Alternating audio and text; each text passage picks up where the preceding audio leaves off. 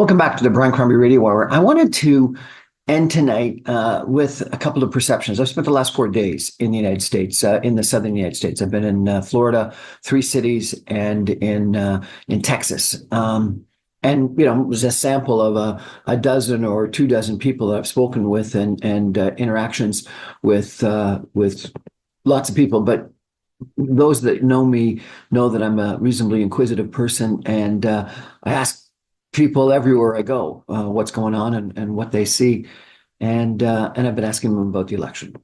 I am shocked at the division within this country of the United States.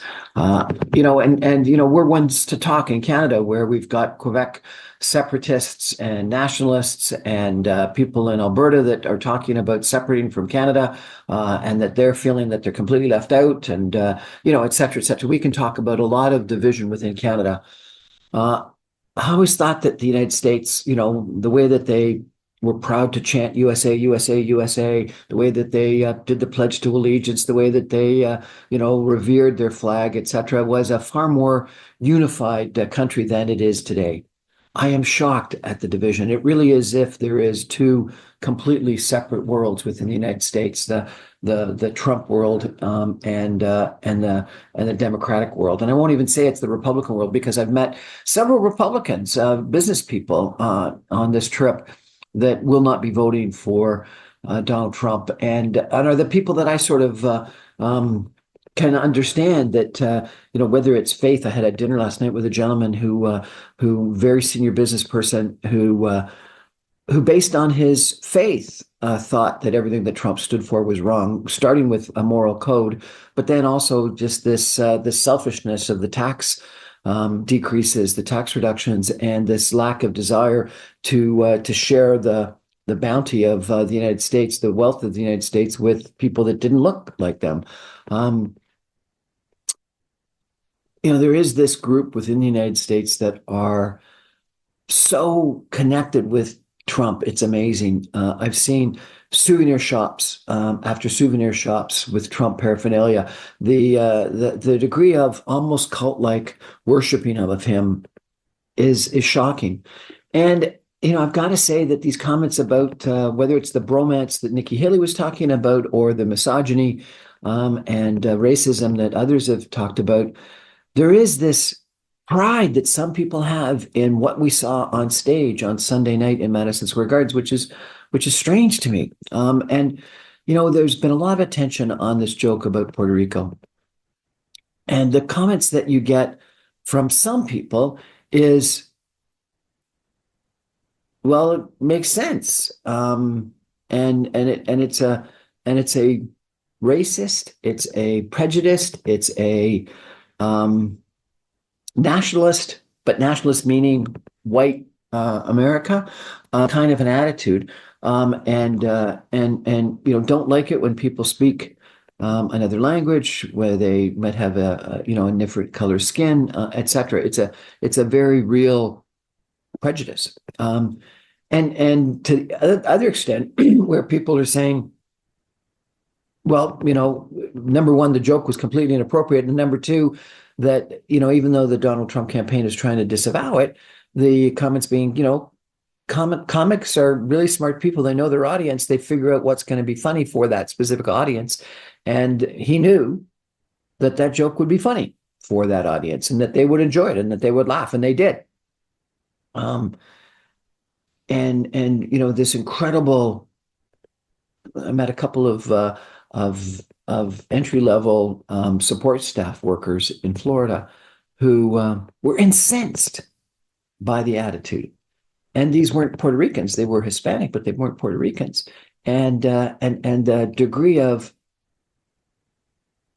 not hatred, but calling someone a racist and realizing that it was racist, and the misogyny, the fact that so many, and I didn't watch the whole Madison Square Garden event, so I don't know if there were females on stage, but the impression that it was a whole bunch of white men that were spouting, and this is their word, not mine, misogynistic, prejudiced, sexist comments over and over and over again, and I had, I think, 3 different people that commented about the Arnold Palmer joke and how it was completely inappropriate for a president to make such a joke, and that's the kind of joke that maybe you make in a locker room.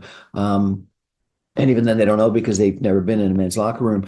But that's the kind of joke that if their husband made, um, they would have been very upset and thinking it completely inappropriate. And to have it made by a president on a stage was so incredibly inappropriate, and that it was feeding into this bromance, this misogyny, this male superiority. Um, I ended up having dinner with a couple with a whole group of people that were either right-wing Democrats or Republicans that at times vote Democrats in Dallas, and it was really fascinating that I was expecting them in Dallas to be even more Republican, and they weren't. And I guess Dallas has a real progressive voting bloc to it. They were absolutely disgusted with Trump and absolutely disgusted with their fellow Americans. Not disgusted. Disgusted is not the word. Disappointed would be the better word. And disappointed to the extent of almost shocked that people that they work with, that they are neighbors with, could support such an individual. And again, some of them brought it for moral reasons. Some of them brought it for character reasons. A lot of them, two of them, said that they were shocked that people were just interested in the tax reductions and didn't care what other, negative impacts came from their vote. It was just that they were voting for the benefit of their economics and their lower taxes.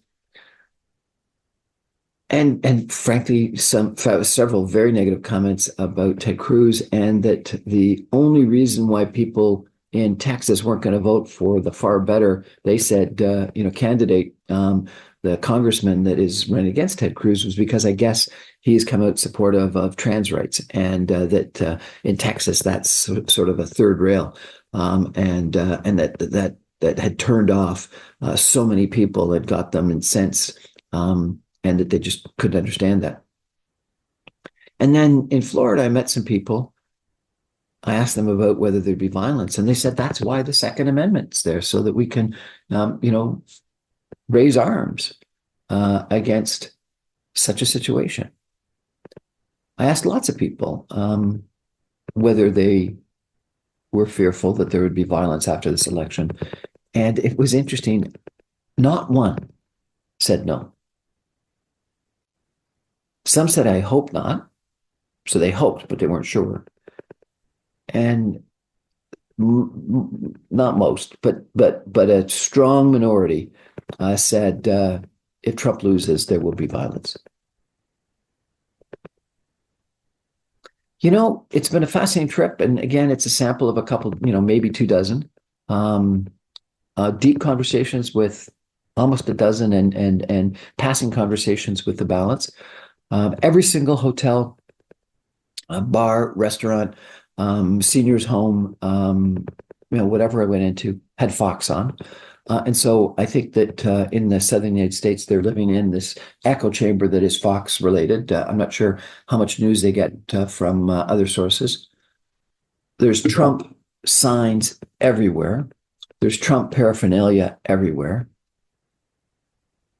I've seen a few Harris signs, but not many. The division in this country, the United States, is more profound than I've ever seen. And lots of people have talked about that, but to actually experience it is profound. And people talked about how families aren't speaking, or friends aren't speaking, or one guy said that you just don't talk about politics anymore in work settings, because the opinions are so vastly different and fragmented. I worry about what's going to happen. I think that there's going to be, if not violence, a lot of negative comments if Trump loses. I think that there's going to be a lot of very disappointed, upset people with their fellow Americans if Trump wins. abortion came up over and over and over again. Female rights, reproductive rights came up. Racism was a comment that I heard over and over and over again. It's almost as if this joke on Sunday night and the attitudes that were expressed on stage on Sunday night really cemented this belief that Trump may be of that ilk, and or the people that supporting him might be. I've spent a ton of time in the United States on business. I lived here for almost 5 years when I was in school and then just graduating. I've really enjoyed. I've got property in the United States. I've really enjoyed the my association with Americans. I've got cousins that are Americans. I've had a huge amount of pride in my work experience and educational experience in the United States. I've had admiration for the American capitalist system, the free enterprise system, the success that they've had with technology, the success they've had with so many other things, sports, their developments. There's something going wrong. Something deeply going wrong with the United States. It's almost as if it's not a country anymore. It's two countries. Something's got to bring them together. And I think I apply it to Canada, and I think we got the same problem. Something's got to bring us back together and create community again, create a national pride again, create a togetherness again, create a national desire to work together, to know each other, to want to be together. I'm worried. It's going to be a really interesting couple of days. And I'm going to be glued to my TV. And it's interesting to watch so much Fox the last couple of days and compare it to, the media that we get in Canada of what's going on. Anyway, couple thoughts for you. Thanks for joining. Good night.